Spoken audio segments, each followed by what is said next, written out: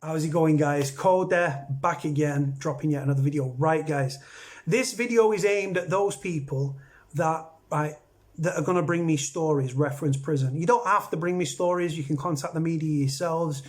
But I've got an extensive contacts of journalists and stuff, and newspapers and news producers and investigative journalists and all sorts, right?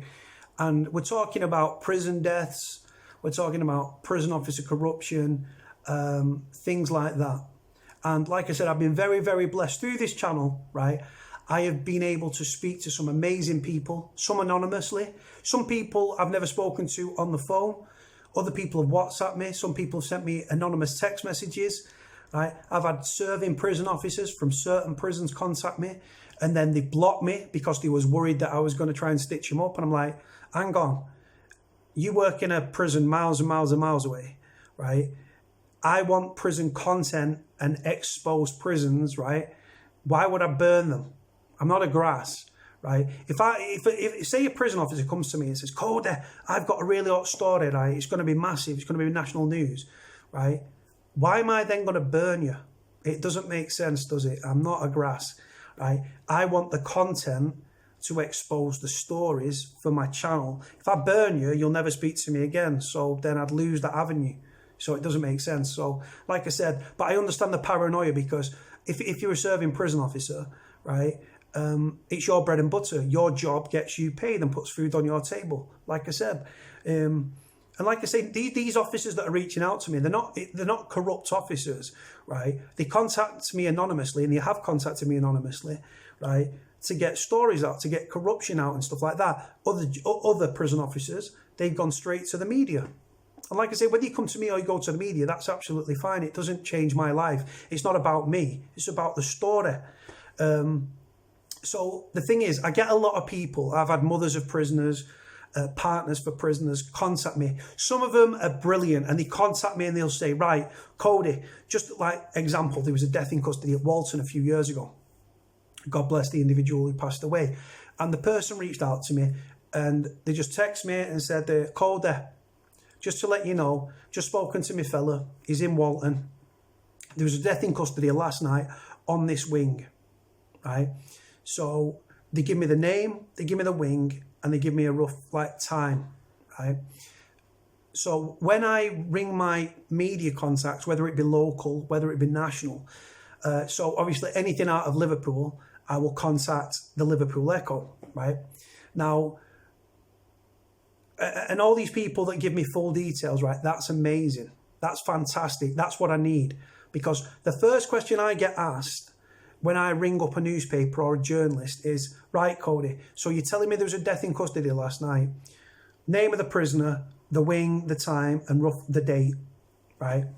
And then what they then do in turn, they will contact the prison, or if it's a private prison, they'll go to the press office, right? And they will say, hiya, we believe last night that Jack Jones on F wing died at HMP Liverpool, or in the early hours of this morning, right?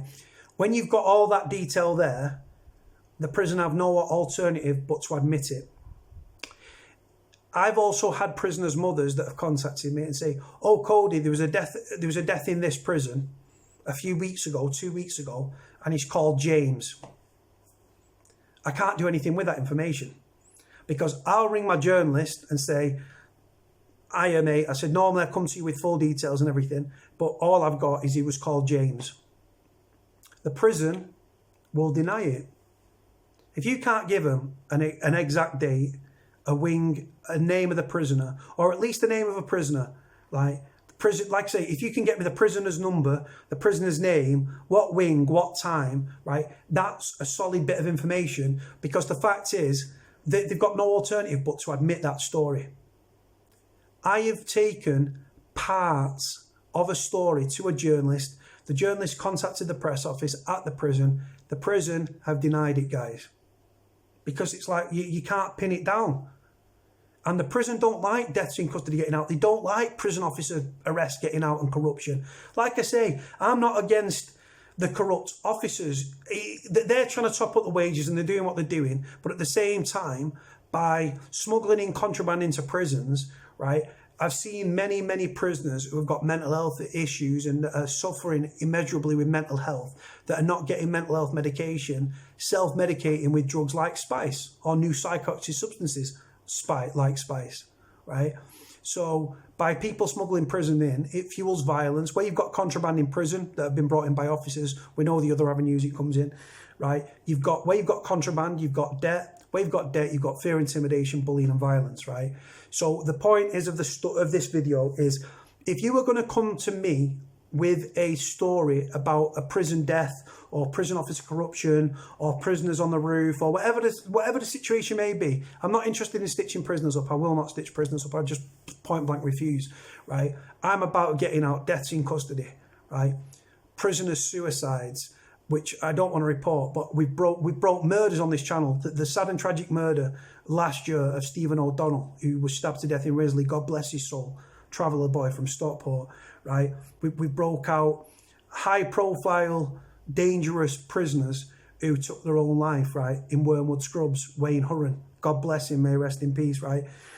We broke countless stories, prison officer corruption, prison death, which I don't get any satisfaction from doing. But the fact is, the reason I like to get them stories out, because the prison, if a prison officer was murdered on a wing at, I don't know, Strangeways, right, the prison officers would be ringing the paper, the Prison Officers Association would be up in arms, Mark Fairhurst, the national chair of the POA, would be up in arms, there'd be walkouts, there'd be prison protests by prison officers, etc.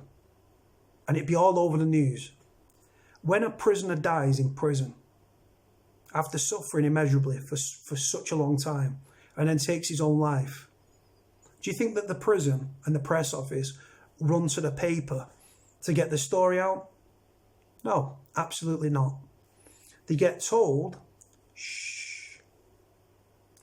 And anyone that would be seen to be speaking out publicly or exposing this information and their name came to light, they would be bullied by the prison authorities, and that the individual will lose a job because the system's corrupt and they like to sweep deaths under carpets. I like to expose them. I like to get the prisoner's name out there. The only prisoners that I'm not bothered about that die in the system are sex offenders, rapists, paedophiles and child murderers. I'm not bothered about them people. They can't reoffend that way. But general population prisoners that die, whether it be suicide, hanging, slitting their own throat, slashing up, whatever the case may be, and they die, the prison authorities don't want their names ever to see the light of day, because it shows the prison in a bad light, and it puts a big spotlight on prisoners and mental health and suffering and stuff and the failures of the prison. That's where we come in. My channel's not about me. It's never ever been about, I'm nobody. My channel is giving prisoners a voice, and that's what I'm about. So I'm going to put my number on the screen either side, because I can never remember which side it goes.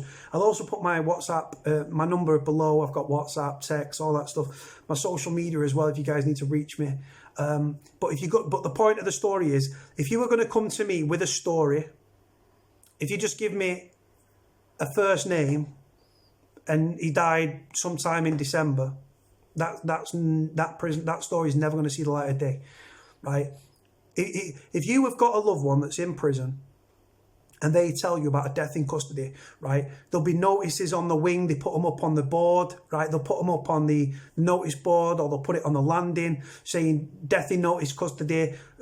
Jack Jones died this morning. He was found unresponsive in his cell on E1 at 10 to 9 in the morning. We worked tirelessly to help him, which they didn't, but they put that. If anyone needs to speak to a chaplain, just ask to speak to the chaplain, speak to an officer and ask to speak to a chaplain, right? It'll also be on the kiosks if the prison's got a kiosk. The kiosk is like a big iPad in an aluminium construction with no internet, where you can book visits, book your food, canteen, and it'll have a notice board, and it'll tell you the name of the prisoner. Normally tells you the prisoner's name, the prisoner's number, the date and the time they died, right?